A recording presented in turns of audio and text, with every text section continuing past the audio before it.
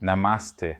Mimi ni Dkt. Vijayakumar Subban, daktari bingwa wa magonjwa ya moyo katika hospitali ya Apollo Mind, Chennai. Tutazungumza juu ya uzuiaji wa kimsingi wa mshtuko wa moyo kulingana na picha.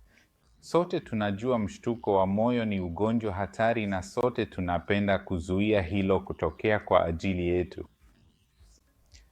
Kwa hivyo kimapokeo tunafanya mazoezi ya uzuiaji huu. Hiyo ina maana ya kutoa dawa za kolesteroli na aspirini kulingana na mbinu inayoitwa mbinu ya msingi wa hatari.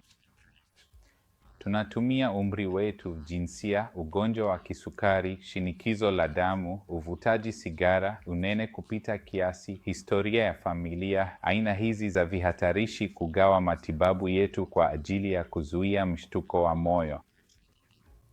Hata hivyo, tunakutana na wagonjwa wenye vihatarishi vingi. Hawajawahi kupata mshtuko wa moyo katika maisha yao. Kinyume chake, theluthi moja ya wagonjwa ambao hawana vihatarishi kabisa bado huishia kupata mshtuko wa moyo. Na ili kuzuia hili na kuhakikisha hatuwakosi wale walio katika hatari kubwa ya kupata mshtuko wa moyo, kwa sasa wameanzisha mbinu inayoitwa mbinu ya kinga ya msingi inayotegemea picha za uchunguzi. Kwa hiyo, kama tunavyofanya kwenye matibabu ya saratani ambapo tunaona saratani ya matiti mapema kwa mamografia au saratani ya utumbo mpana mapema kwa kolonoskopi, tunaona mashapo ya kolesteroli mapema kwenye mishipa ya damu ya ubongo, moyo, na mishipa ya pembeni kwa picha. Tunatumia picha za ultrasound kuchunguza ubongo na mishipa ya damu ya pembeni na kiti ya moyo kuchunguza mishipa ya damu ya moyo.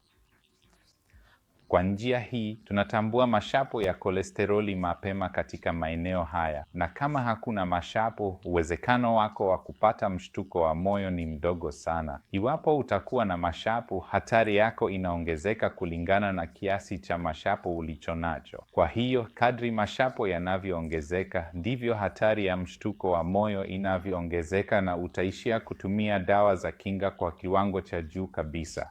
Hivyo, kwa kutumia mbinu hii, uwezekano wa kumpatia mtu matibabu kupita kiasi ambaye yuko kwenye hatari ndogo na kumpuuza yule aliye kwenye hatari kubwa unaweza kuepukwa kabisa.